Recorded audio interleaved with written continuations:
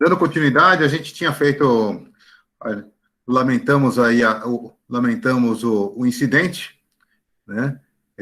Mas ele passa a ser, ele não é bom, né? Não é bonito, não é, mas ele é um incidente extremamente ilustrativo para o nosso tema de hoje, tá? E por isso eu acho que, por pior que seja, ou horrível que seja, a gente consegue fazer essa difusão, né? Um ataque hacker de cunho racista realmente a gente ouve falar, mas eu mesmo nunca presenciei, né, numa situação dessa, né? Então, mas como eu disse antes, eu tenho 50, eu completo 51 anos de idade amanhã, né? E 51 anos de idade, a gente, como negro, sabe que o quanto que a gente já enfrentou na vida, e qualquer negro sabe o que é viver sobre a sombra do racismo, tá bom?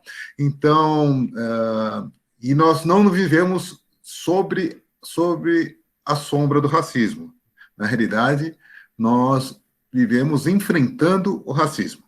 Porque se cada um da pessoa negra for difundir e informar, né, para o seu amigo o que faz, o que acontece, como que é o racismo, ou o não negro não vai entender, ou ele vai achar que é exagero, ou ele vai chegar ao ponto de descredenciar aquilo que você está falando, né? Então, de maneira ilustrativa, é terrível, mas é ilustrativa, né? É uma maneira da gente chegar e mostrar o quanto que tem que fazer. Nós temos aqui colegas policiais, né, do meio acadêmico, temos membros do Ministério Público, né? Então, isso tudo é importante para a gente poder trabalhar, tá? Então, professor Piquet, não se incomode, não. O nosso trabalho vai ser extremamente profícuo. Aproveitando, então, a gente estava falando a respeito do percentual de negros na Polícia Militar, né? Eu disse que a Polícia Militar é a instituição que mais emprega negros no Estado, e as polícias militares, eu ouso dizer que são as instituições que mais empregam, né, negros no Brasil. Esse percentual, realmente, ele é muito pouco, né? Passando por esse quadro, eu já vou direto ao número percentual, para a gente não perder tempo, né? Então, nós temos lá, entre as praças, 63% de praças brancas para 37% de praças negras. Desses negros, 4% são negros retintos, né? Eu destaco aqui que isso daqui é uma autodeclaração, né? Não é por avaliação, é autodeclaração. E aí, na autodeclaração, entra um outro contexto, né? Há muitos negros pardos, né? Negros retintos é muito mais difícil, mas negros pardos, né? Que não se intitulam negros, né? Porque eles não se colocam como negros. Então, ele não faz a sua autodeclaração. Então, isso daqui pode estar, em parte, subestimado, mas dá para ter uma proporção. E falando do que é esse programa da Polícia Militar, né? Que o intuito é fazer com que a polícia se integre de maneira efetiva ao combate ao racismo, né? Porque a instituição ela é normalmente taxada de algoz como instituição racista, né? As polícias, no geral, especificamente as polícias militares, porque é quem tem o contato direto, quem tem os confrontos, né? Quem realiza as prisões, né? Então, isso é inevitável, né? Ninguém gosta de ser abordado na rua, ninguém gosta de ter cerceada a sua liberdade, nem que seja circunstancialmente ou de maneira rápida, né? Então, haverá sempre essa condição de repulsa, entre aspas, em algumas ações da polícia, né? E o Brasil, ela tem essa Constituição, principalmente porque você tem, além do histórico das instituições, né, por ter passado pelo regime militar, está trazendo atrelamentos que estejam relacionados ao tipo de informação que essas instituições trazem. Tem também um contexto geral, né, do histórico que é a polícia, como ela foi fundada, e principalmente pela contextualização da dramaturgia brasileira, que ela coloca lá a polícia sempre nessas condições de algoz também, né? Ou algoz, ou aquele sujeito que é bonachão, tal, tudo. A gente vai falar um pouquinho disso mais para frente, de maneira bem rápida, né? Então, a instituição, ela procura entendendo que ela, como promotora de direitos humanos, ela buscou fazer com que a instituição se vinculasse especificamente às relações humanas, né, relacionadas a direitos humanos. Então, o policial, ele é um promotor na essência de direitos humanos. Ele deve sempre promover a igualdade, promover a justiça, e não a justiça pela lei, mas fazer cumprir as leis. E dessa forma nós temos uma abrangência de ações por parte da polícia em todos os campos que ela atua. E por vezes não, isso pelo menos no Brasil, né, vamos especificar, né, a polícia faz papel de de muitos outros órgãos, né? Então, o sistema de saúde, se precisar de ambulância, quando está faltando, a polícia que socorre, né? Quando você tem desentendimentos diversos, quando a polícia, quando está inserida nos pleitos comunitários, é ela que vai fazer mediação, é ela que vai entrar nos processos para ajudar, por exemplo, quando se fala de âmbito de polícia comunitária, para poder lidar com os produtos públicos, né, as políticas públicas que não estão sendo bem aplicadas, né? Enfim, e a instituição, quando a gente fala, nesse slide que nós estamos na tela aí, né, fala do pensamento sistêmico, né? O pensamento sistêmico é porque toda a instituição ela tem que trabalhar num conjunto de informações, né, desde o comando até a ponta da linha, trabalhando todas as questões de logísticas, de operação e tudo mais, né? Então, a abordagem sistêmica representa o olhar todo da organização. E o entendimento de que qualquer impacto, né, nas partes gera alterações substanciais no todo, né? Então, tudo que você quebra na rotina da polícia, né, ela vai ter impactos no dia a dia.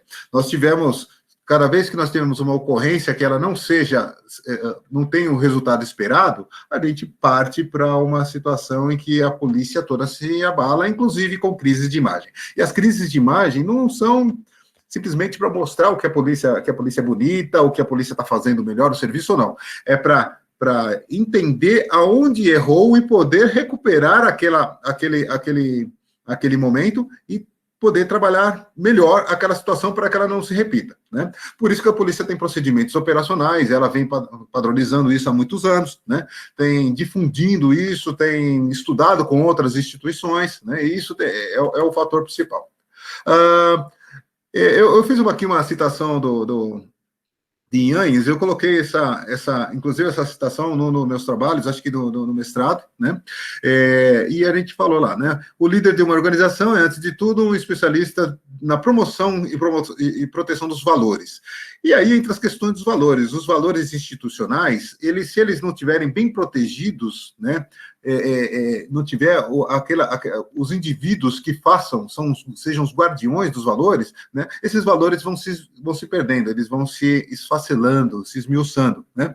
E aí entra as questões específicas do comandante na instituição. E o comandante tem que entender as falhas institucionais, entender os pleitos de todo o seu corpo gestor, né, estrategicamente, taticamente e operacionalmente, né? E aí a gente trabalha as questões de líder em todas as esferas. O líder é guardião dos valores. E aí entra as questões vamos buscar as questões de racismo na esfera tática, né? No nível de gestão de gerencial 2, né? Um tenente, um capitão, né, que esteja comandando uma companhia, que tenha o poder disciplinar sobre um policial, né? Entender que aquele erro do policial ele tem que ser corrigido, né? E aí, se ele não valorizar aquilo, se ele não der valor, não der brilho para aquela pedra preciosa que é o valor ético da instituição, ele vai fazer com que manche a própria instituição através da sua omissão no fato de ele não punir ou não fazer as correções adequadas desse policial que está falhando, né? Da mesma forma, deixa eu ver se daqui, acho que não é daqui.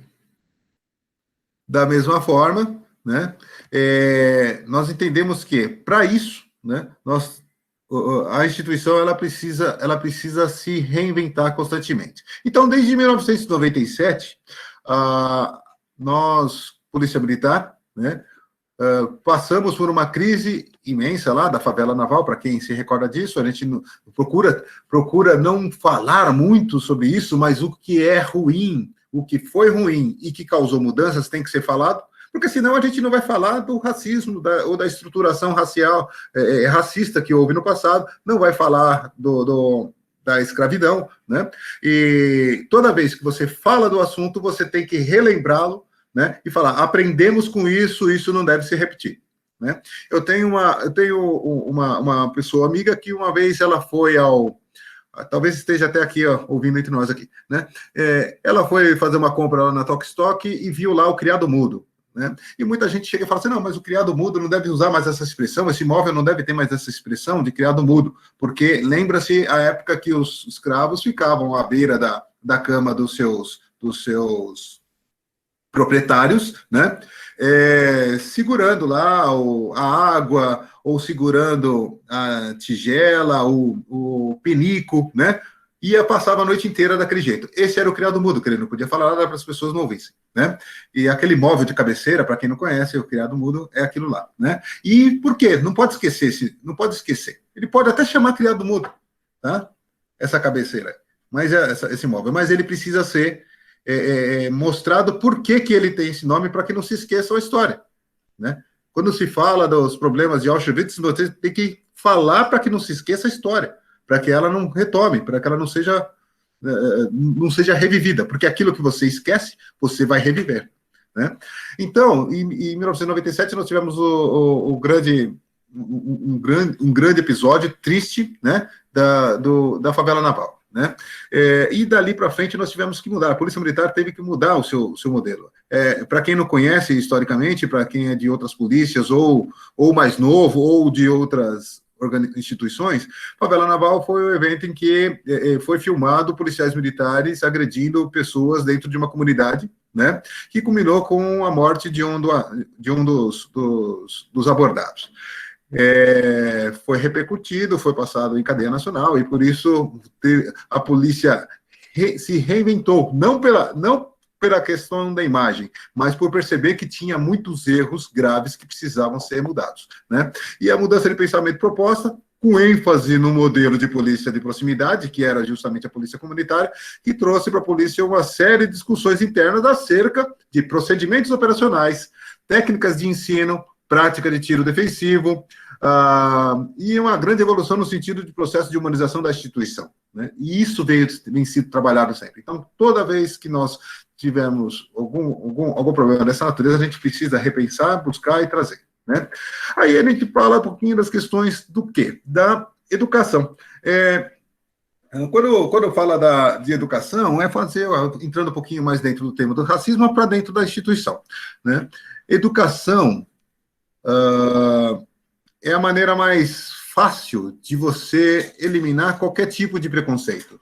Você traz o indivíduo para uma realidade, já desde criança, que ele possa compartilhar e entender o outro como comum. A expressão mais comum que nós ouvimos no dia a dia é que nenhuma criança nasce odiando. E é fato, né? Tudo que a criança faz, o ser humano adulto, ele aprendeu durante todo o seu trajeto histórico de vida, né? Então, as escolas precisam trabalhar isso, né?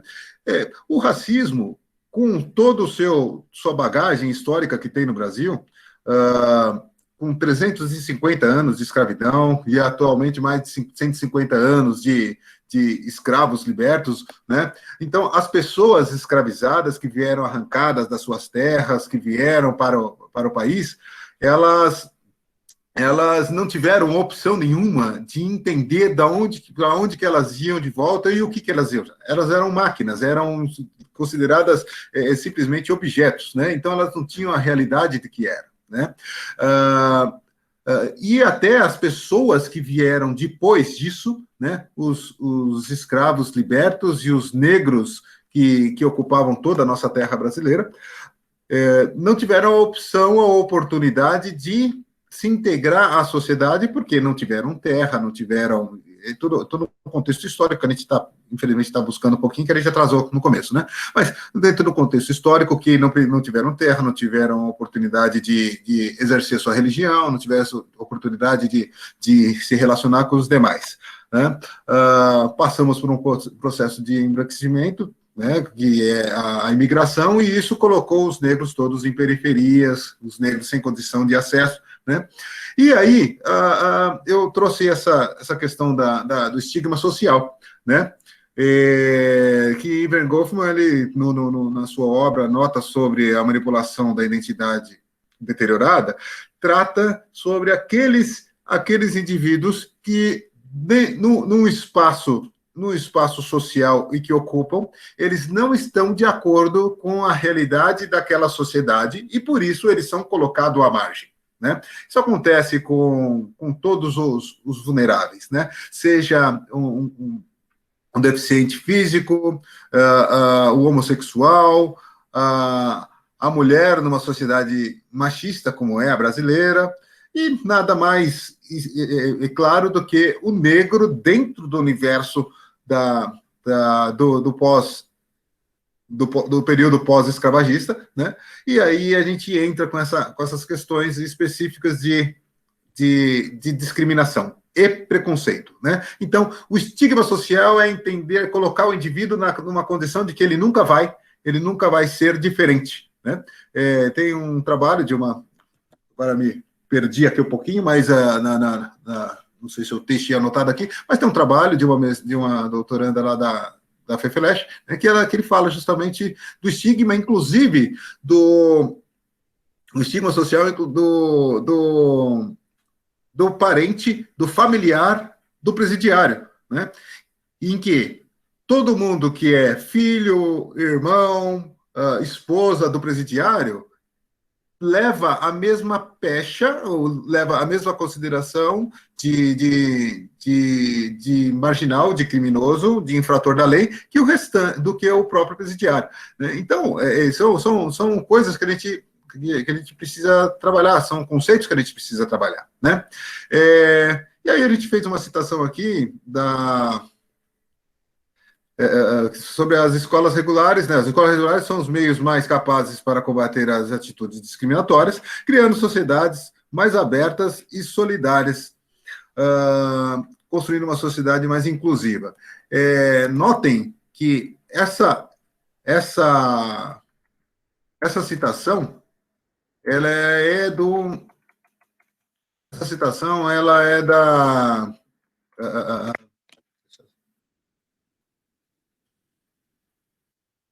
Essa citação, quando a gente colocou, é justamente para mostrar o quanto que as escolas têm importância nesse contexto, né? A gente não precisa colocar o indivíduo a gente precisa colocar o indivíduo numa redoma para que ele entenda quais são os seus problemas, né, quais são os seus anseios, né? Então, é uma citação da Declaração de Salamanca, né, em que ela não está voltada especificamente, a Declaração de Salamanca, ela não está voltada especificamente para Ela não está voltada especificamente para as questões raciais. Ela está voltada justamente para a educação especial daquelas crianças que têm déficit cognitivo, mas precisam ter entrado. Aliás, nem sempre déficit cognitivo, mas que elas tenham que entrar no ensino comum, né? E aí, passando por todo esse contexto, a gente entra nos processos, né, de atuação da escola, né? E da formação. A formação, na realidade, é onde nós precisamos buscar a mudança de comportamento, né? E aí entra o programa da Polícia Militar. A Polícia Militar está trabalhando por várias frentes, né, para que se possa dirimir o racismo, né? Para que a instituição sair desse estigma social de instituição racista, né, que ela perca esse estigma, e que ela consiga se desarraigar da estrutura racial, da estrutura racista que tem na sociedade.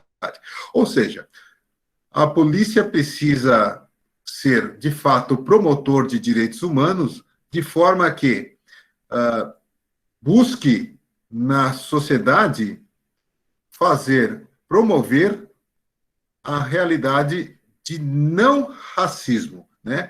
E esses são os termos mais complexos que a gente fala assim, não basta ser empático e sim antirracista. E a instituição policial, ela precisa ser antirracista. E dentro dos programas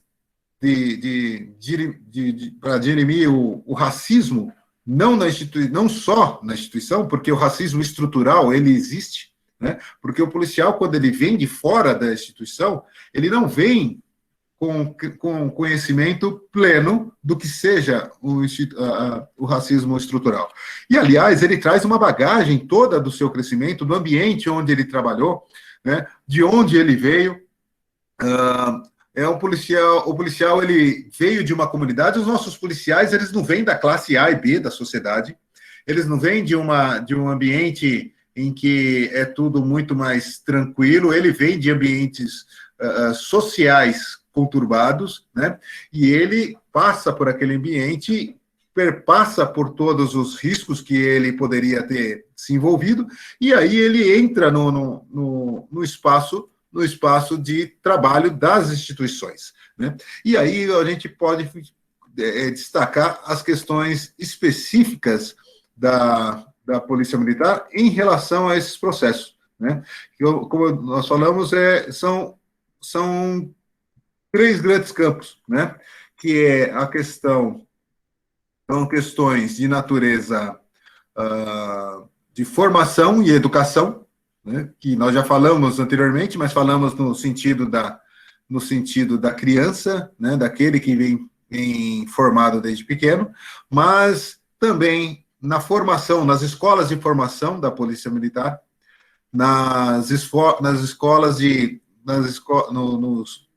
nos grupos formados de estudos, nos centros de aperfeiçoamento da Polícia Militar, no programa de mestrado e doutorado da instituição, e aí a gente vai trabalhando nesse sentido, né? Então, as questões de racismo, elas estão intimamente ligadas também com a realidade cultural do país e a realidade cultural que o policial traz para dentro da instituição.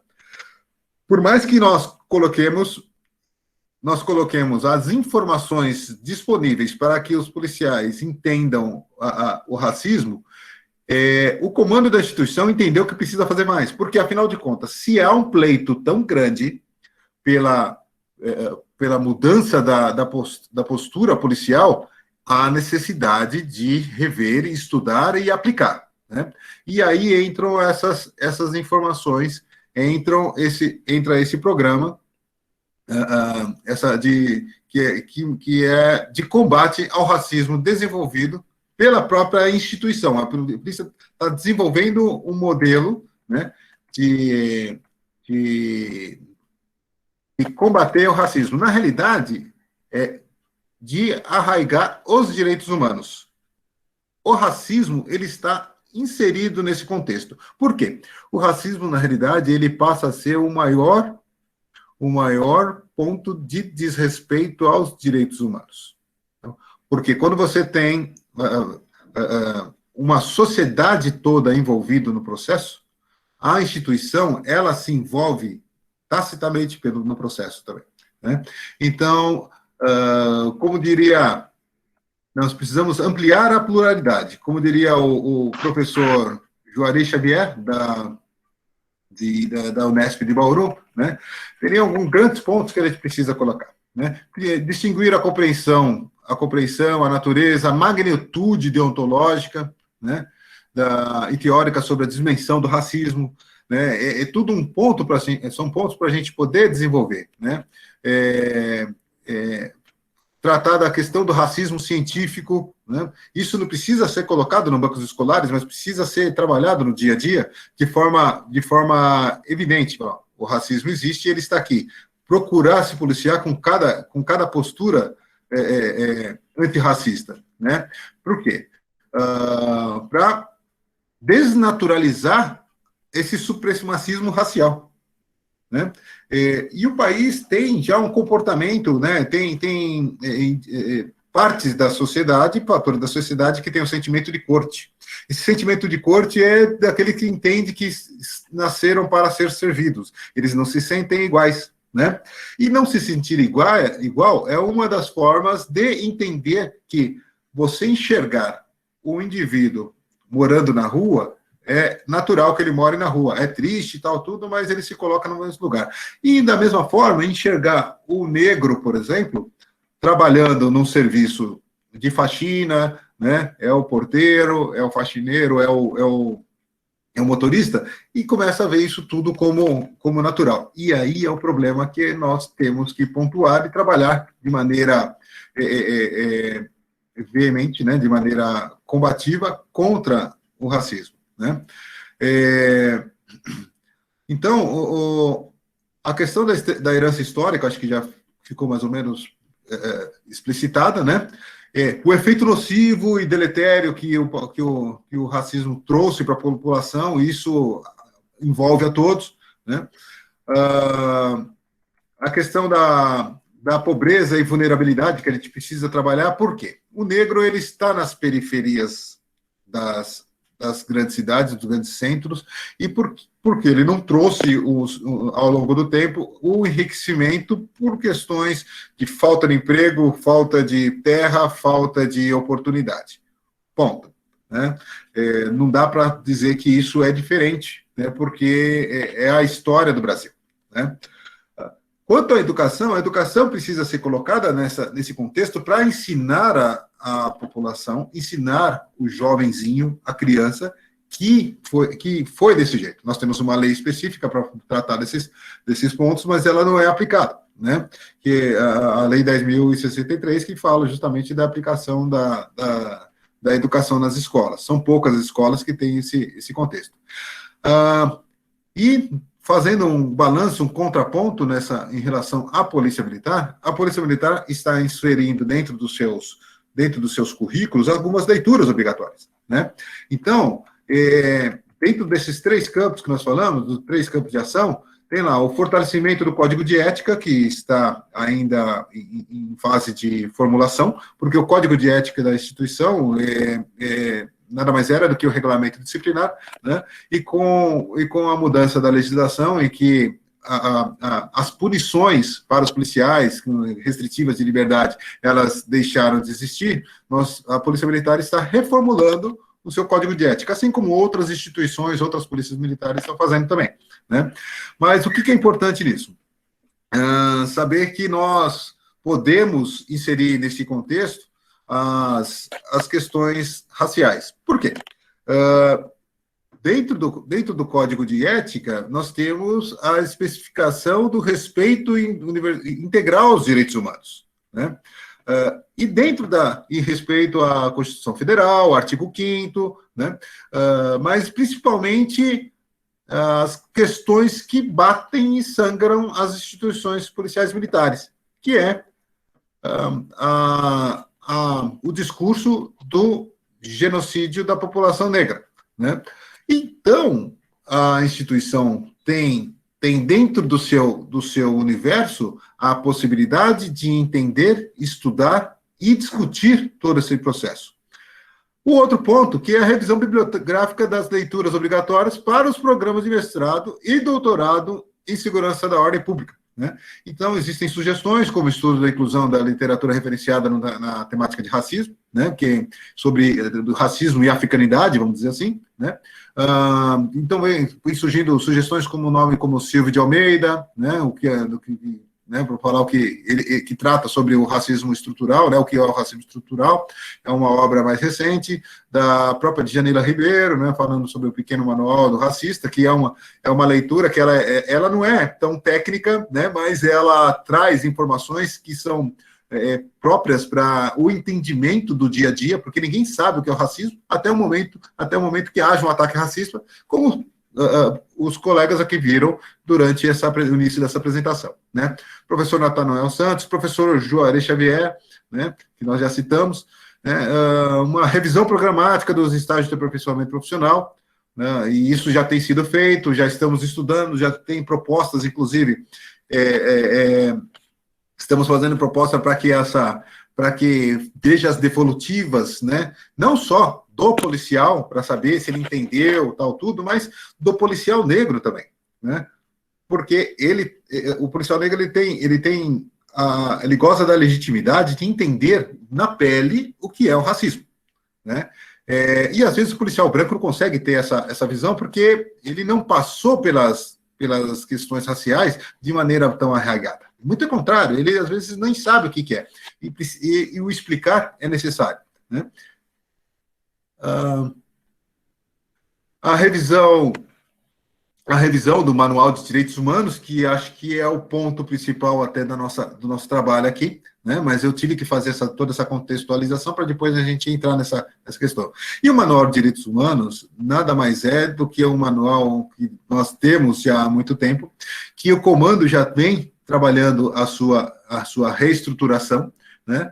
E nós buscamos, desde 1997, a edição inicial desse manual, ela foi, inclusive, prefaciada pelo comandante-geral da época, né, o coronel Carlos Alberto de Camargo, né, tratando justamente de todos os pontos que a instituição era marcada e todos os pontos que a Constituição e a Declaração de Direitos Humanos, a Declaração Universal de Direitos Humanos, inseria dentro das moções constitucionais da Polícia Militar. E nesse ponto nós trazemos aqui que a Diretoria de Ensino, por exemplo, e Cultura da Polícia Militar, ela tem um papel crucial, primordial, né, no processo de desconstrução dessa bagagem cultural que os policiais que possam trazer de fora, porque em nenhum momento o policial que está trabalhando de serviço ou que está na escola de formação, ele vai aprender a abordar o indivíduo negro. Ele vai aprender a abordar mapeando a atitude suspeita para fazer a abordagem, né? E ele tem que se desmistificar dessa mensagem subliminar de que o negro está envolvido nesse processo. Por mais que haja um número substancial de negros envolvidos cooptados pelo crime, ele não pode ser colocado estigmatizado como indivíduo sujeito a esse tipo de afeto, por exemplo, ao crime, né? Então, até falando um pouquinho, voltando um pouquinho lá na estigmatização social, né? Eu tinha colocado aqui, quando eu falei que ia colocar algumas provocações, por exemplo, todo policial é violento? Todo militar é ignorante? Toda a investigação policial civil lá é corrupta, né? São estigmas sociais e culturais que são colocados no dia a dia, né? Não, se não dá para colocar, você cria um sistema em que os indivíduos passam a crer de forma real, ele não sabe de onde vem a informação e começa a colocar como realidade, como verdade, né? E aí o outro ponto que fica justamente que é dos negros. Todo negro como diz a nossa dramaturgia, né? Todo negro é cachaceiro? você vai pegar lá o personagem do Mussum, né? Todo negro é desdentado, o personagem do Tião Macalé, né? Todo negro é malandro, todo negro está inserido no contexto de violência, todo negro é desprovido de capacidade de chegar aos postos mais elevados, né? Então, esse estigma social, esse que é um processo que precisa estar inserido também no processo de desconstrução. Então, os muros da corporação, né, eles são como membranas semipermeáveis, né? Ele tem que chegar e excluir aquilo que ele trouxe de bagagem cultural ao longo da sua vida, né? E pegar os valores éticos, morais, né, constitucionais, relacionados à dignidade humana, para poder fluir dentro do seu processo. E aí entram os pontos mais específicos, né? Que, por exemplo, nós fizemos uma alteração já nos estágios de aperfeiçoamento profissional, né? Já estamos revisando, vendo o que pode ser mudado, né, para que os policiais entendam e internalizem. Porque não é simplesmente o fato de aprender. Você aprende, mas você precisa internalizar. Para internalizar, que é o mais difícil, né, precisa passar pelo processo de altruísmo, né, se colocar. Uma das questões que eu sempre faço, que eu sempre gosto de estabelecer, é a relação do policial fardado, né, com o policial sem farda. O policial branco fardado, quando está de serviço, ele é um policial. O policial branco fardado, ele sofre preconceitos, né? Aqui em São Paulo, aqui no Brasil, sofre preconceitos. Talvez nos outros países não tenham tanta essa diferença, mas alguns que eu já rodei, né, professor? A gente já esteve junto em alguns lugares, a gente sabe que também é da mesma forma, né? Então, a dramaturgia até do Mutirão revela isso, né? Coloca, por exemplo, pega umas novelas aí, que nós fomos por anos massacrados por novelas que colocava o negro como empregado doméstico e o policial como aquele indivíduo bonachão, aquele cara desprovido de inteligência, que ele não é capaz de tomar uma decisão lá sozinho, ou que ele é corrupto, né? E isso é passado para a sociedade de tal forma que a sociedade entende dessa mesma maneira, e o policial acaba sendo vítima desse sentido. Então, o policial fardado, enquanto ele está fardado, ele passa por esse preconceito, né? É feito esse preconceito, cometido esse preconceito contra ele, né? Quando ele tira a farda, ele vai para casa, ele é uma outra pessoa. Quando ele chega a conversar com outros indivíduos, né? Em outra situação, numa reunião social, por exemplo, o policial, por vezes é indagado, você é mesmo policial? Você nem parece policial. O que é parecer policial? Como assim parecer policial? Você não parece policial, por quê? Porque eu converso, porque eu tenho um nível cultural adequado ao ambiente, eu me relaciono bem, eu não sou violento, então, porque vai incutindo esse tipo de informação, né? E aí, essa relação que a gente faz é justamente, né, o policial com farda, o policial sem farda, quando ele está fora de serviço, ele é um indivíduo, é um cidadão mais um. Então, quando ele está na casca da farda, ele é discriminado, né? E aí, quando eu trago isso para o universo do negro, o negro ele é discriminado enquanto ele está fardado. O negro ele é discriminado enquanto ele é negro. Então, essa é a diferença. E aí entra as questões de analogia que a gente faz para poder inserir o contexto do racismo nesse processo de interação com a sociedade, né? com os policiais. Tá? Nós tínhamos preparado, acho que o tempo ficou curto para a gente conseguir trabalhar, né? Mas eu gostaria de colocar uns outros pontos aqui, específicos, que são as questões de agendas políticas, né? Agendas que vão além da segurança pública, né? Uma coisa é a polícia trabalhar, né? Contra o cometimento do racismo. Outra coisa é todas as instituições trabalharem juntas, né? Então, a partir do momento que o policial dá uma voz de prisão para um indivíduo que cometeu o crime de injúria racial ou de racismo, né? E ela leva para a delegacia. Se não for entendido que aquilo é um crime de racismo, que é um crime inafiançável, a pessoa não vai ficar presa. Então, é uma legislação que, entre aspas, não pega, né? Por quê? Porque se o indivíduo não vai preso, se ele não é punido, tudo fica caindo da mesma forma. Depois ele vai, não, mesmo que vai ser processado, vai para o Ministério Público, se de repente o promotor não entendeu que seja dessa maneira, né?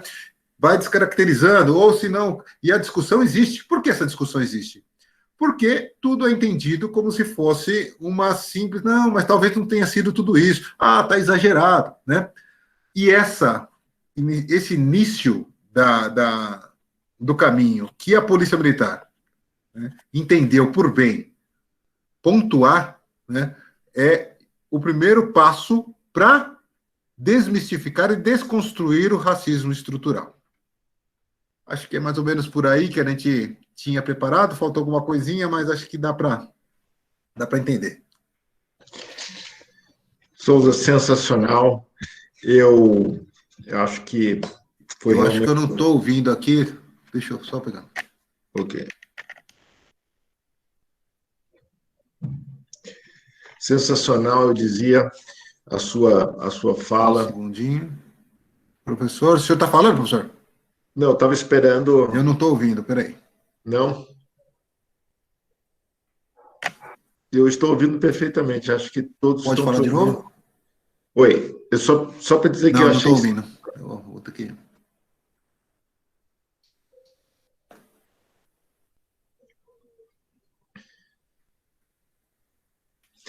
Melhorou? O som aí está entrando?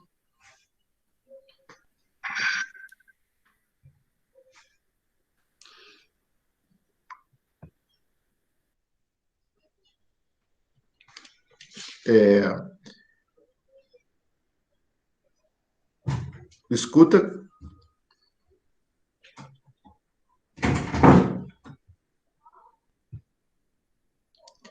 Continua sem... A gente te ouve bem. Você ouve?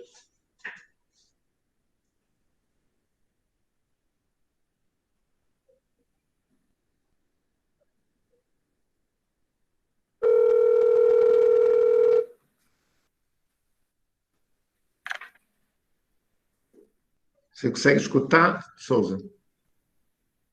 Não?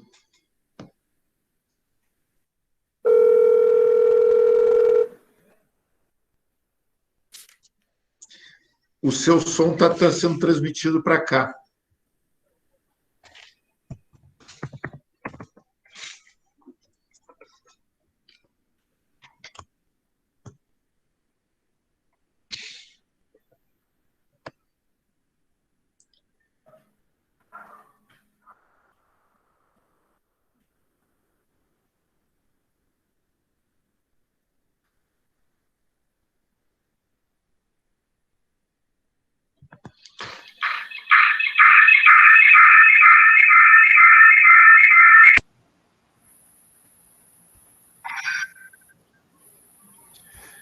Destrava o som, o som.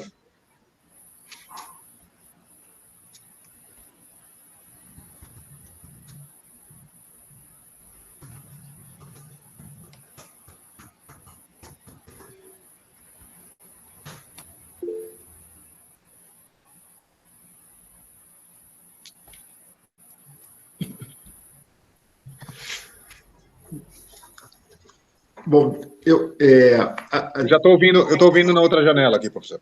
Ok, ótimo, excelente. Bom, Souza, eu dizia que a sua conferência foi incrivelmente esclarecedora sobre as iniciativas, sobre a importância das iniciativas, o contexto geral do racismo que você apresentou foi extremamente útil para entender o quadro, né, a moldura onde esses programas estão se desenvolvendo e como a Polícia Militar de São Paulo mostrou, obviamente, com a escolha de colocá-lo na liderança desse programa e de iniciar esse programa, abertura, capacidade de inovação, acho que isso também são são marcas importantes a serem destacadas. Eu queria começar o debate aqui lendo algumas perguntas. Nós temos ainda um tempo curto mais para fazer alguma interação dos alunos com você. E só queria dizer que o evento já foi relatado para a diretora do Instituto de Relações Internacionais, que já entrou em contato com o Jornal da Universidade de São Paulo. Vamos produzir uma matéria de denúncia desse fato grave que aconteceu aqui durante essa conferência e vamos também tomar as medidas legais necessárias e possíveis no âmbito da universidade, né, para tentar gerar alguma investigação, tentar gerar algum tipo de identificação do autor desse ato. Então, conte aí com a minha solidariedade pessoal direta, por óbvio, e também de todos os que na universidade estão envolvidos de alguma forma com essa iniciativa do curso, com essa iniciativa hoje aqui, né? Eu vou cumprir aqui o meu papel, Souza, de ler no chat algumas perguntas e selecionando, também com a ajuda do meu grupo aqui que está trabalhando no apoio da organização desse seminário. Tá? Eu vou ler a pergunta do Edmundo, que os policiais são induzidos no cotidiano a criar paradigmas que não correspondem à realidade, incorporam isso de maneira que nem percebem que estão sendo preconceituosos. Acho uma reflexão interessante que pode nos ajudar. Eu queria também ler mais algumas, porque eu acho que ajuda a gente a organizar um pouco a discussão. Como falar o Iranildo pergunta, como falar em direitos humanos e garantias constitucionais se dentro da instituição Polícia Militar isso é deixado muitas vezes de lado, visto que a PM ainda está atrelada a legislações arcaicas, escalas extras, sem preparação pecuniária, todo o estresse do serviço, sem amparo, quando é necessário, né, e dentre muitos outros exemplos que podem ser dados nessa linha. Tá? Então, deixa eu ver aqui. Temos uma aqui.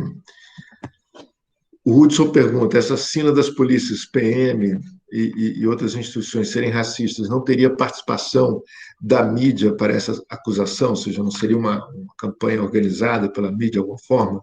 Uma vez que se enfatiza sempre os casos em que há o envolvimento com negros, até porque sabe-se que a matéria é mais vendida.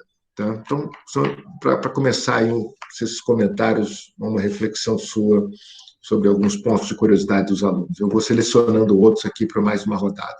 Souza, por favor.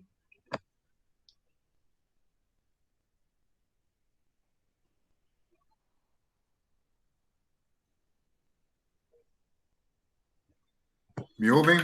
Sim. Opa, peraí.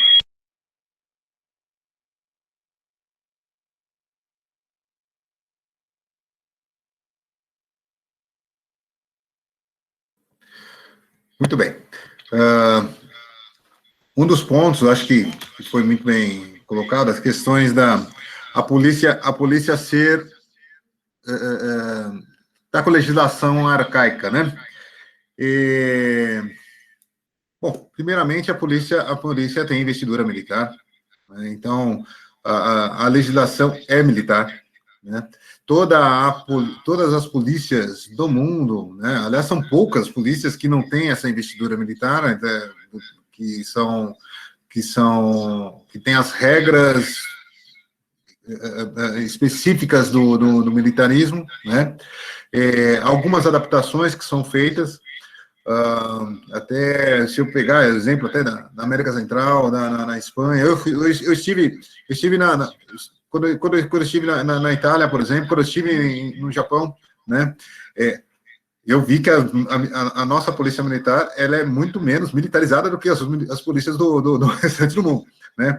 Inclusive, algumas que têm o nome de Polícia Nacional Civil, elas têm a sua estrutura extremamente rígida, militarmente falando, né? Então, talvez seja uma questão de semântica. Se existir esse termo, se não for um neologismo, eu diria que é uma semântica legal, né? Porque nós não temos esse rigor, né, além do que é o militarismo, e as instituições policiais, elas têm essa estrutura de característica militar, né? A diferença é que no Brasil, nós, de alguns outros países, por exemplo, né, existem sistemas em que a polícia é sindicalizada, né? O sistema de punição ele é menos severo, outros são mais severos, né? Então, uma das coisas que está sendo trabalhada, a gente falou, inclusive, durante o tema, é que a polícia, por exemplo, ela está trabalhando o seu novo código de ética, né? O regulamento disciplinar, ele previa punições como a restrição de liberdade. Isso já não é mais permitido por lei, né? Então, são mudanças que a gente vai estão me ouvindo? Ah, tá ok. Eu ouvi um comentário aqui que estava sem retorno, né? Então tá bom.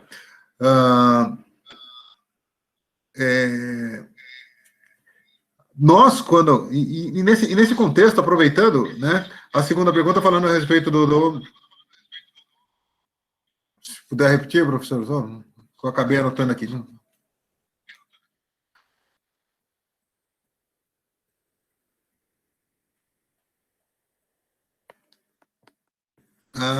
Tá. Da estrutura policial, de como a gente poder inserir a instituição. Baixar o som. A instituição como no processo de desenvolvimento contra o racismo, e desmistificando o que a polícia está... Eu estou indo das janelas porque o meu computador não está lendo, não está ouvindo, né? Por isso. A instituição, ela tem essa premissa, né? Primeiramente, se inserir com parcerias com outras instituições, né? E isso acho que é o mais importante, porque a instituição precisa ouvir, né? Precisa ouvir outras instituições. Na composição, por exemplo, do Manual de Direitos Humanos, nós fizemos convites, né? A polícia fez convites a várias outras instituições, né? Para que pudesse trabalhar nessa frente de construção do Manual de Direitos Humanos. Então, nós não estamos trabalhando sozinhos, né? Então, tem o Instituto, foi convidado o Instituto Sou da Paz, o Núcleo de Estudo de Violência da USP, né? A UNEV, foi a Procuradoria, a Defensoria Pública, o Ministério Público, algumas instituições não nos responderam, né? Mas a grande parte delas já nos deram respostas, e a gente a instituição está fazendo ajustes de acordo com a necessidade, de acordo com a realidade institucional, para que esses processos sejam bem elaborados, né? E quanto à outra pergunta, acho que foi sobre a dramaturgia, e quanto à mídia, né? Eu acho que a mídia tem... A mídia tem, sim, uma parte significativa nessa culpabilidade, processo de culpabilidade da polícia. Mas as instituições não podem passar por um processo de vitimismo institucional. As instituições, elas precisam entender aonde pode haver erros, e esses erros, eles têm que ser corrigidos, né? Então, a polícia, por exemplo, de São Paulo, nós temos uma corregedoria fortíssima, né? Então, e através da corregedoria, através da ouvidoria, por exemplo, informações chegam com a ouvidoria das polícias, as denúncias que chegam na corregedoria também são corrigidas, né? E nos casos, inclusive, de demissão, expulsão dos policiais que não estiverem de acordo com as premissas da instituição. Coronel Souza, eu vou pedir aqui uma ajuda ao Coronel Bene,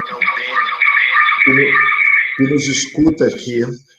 que participa, é um dos nossos professores nesse curso. O Coronel Beni é responsável por um dos módulos do curso, e do módulo que justamente visa promover as ideias de cooperação, trabalho em equipe.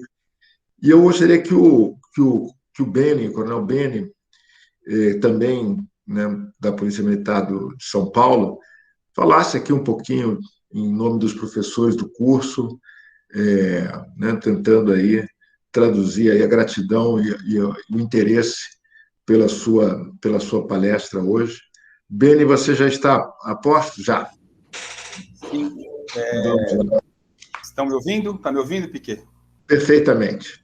É só o meu vídeo que, infelizmente, eu acho que não está entrando minha câmera. Bom, mas, de qualquer forma, Souza, eu fiquei muito...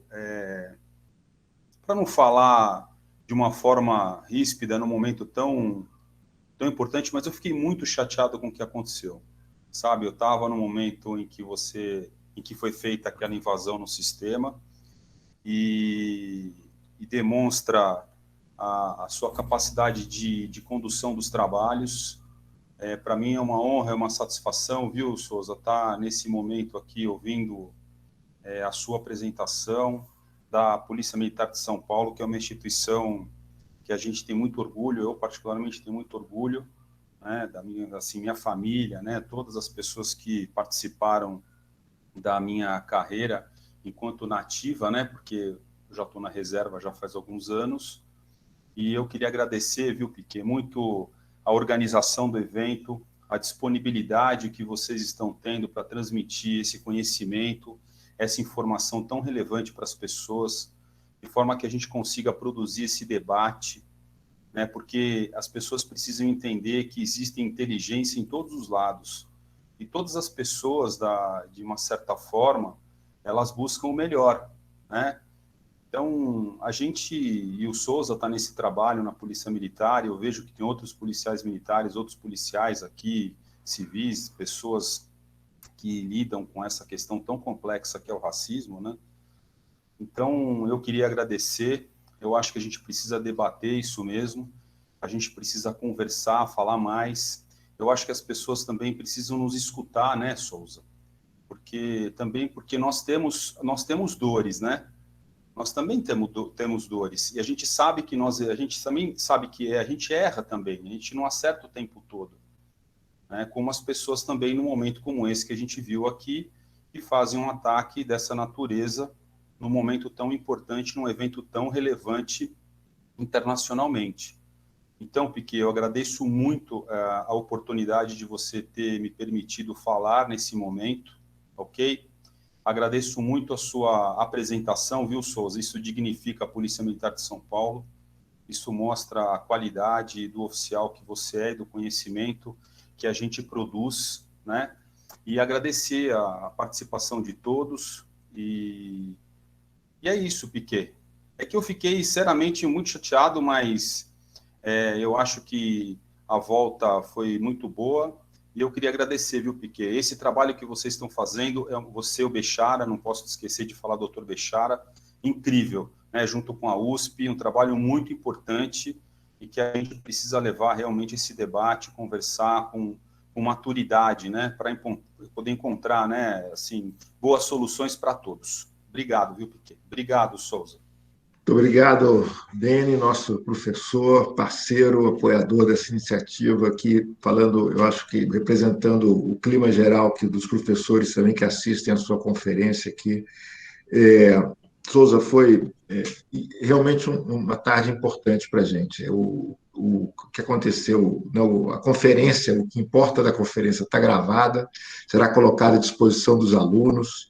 Os alunos seguem, a gente tem sempre um público aqui ao vivo, e os alunos seguem assistindo as conferências, as perguntas estão registradas, a gente também tem um plantão de dúvidas que a gente tenta voltar aos temas que foram debatidos, responde às dúvidas dos alunos quando apresentadas, enfim, o debate continua, e tenho assim, a certeza que você plantou uma semente aqui, eu acho que em vários pontos importantes, não só do país, mas de países vizinhos que também têm muito a aprender sobre como enfrentar esse problema e começar a pensar, começar a sair do lugar para enfrentar o problema do racismo, o problema um tema tão central para o trabalho das polícias, né? E eu acho que agradeço mais uma vez o esforço aqui e o resultado excelente alcançado. Muito obrigado a todos, uma boa noite. Tchau.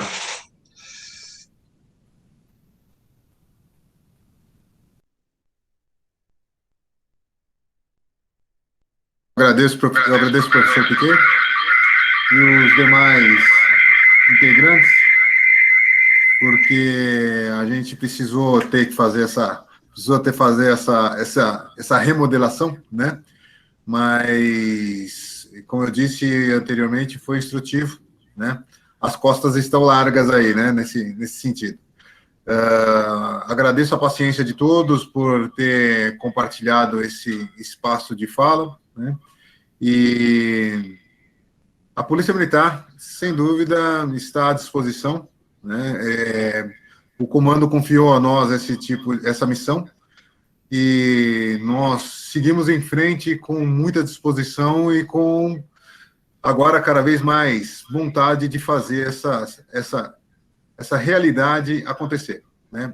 A instituição é uma instituição séria, assim como as demais instituições do Brasil, mas nós precisamos reforçar a ideia de que estamos à frente de um problema que ele está além da realidade de muitas pessoas, da maior parte das pessoas que elas não conhecem. E por isso que é importante esse espaço e essa forma de conduzir. Obrigado, professor Piquet, obrigado a toda a sua equipe, ao Coronel Beni também, né? E os demais professores do curso e os alunos que são parceiros. As perguntas, os que tiverem, podem nos mandar depois, a gente faz o compilado para a gente poder desenvolver as respostas mais adequadamente, né? E contem sempre conosco, contem sempre com a Polícia Militar, à disposição de todos.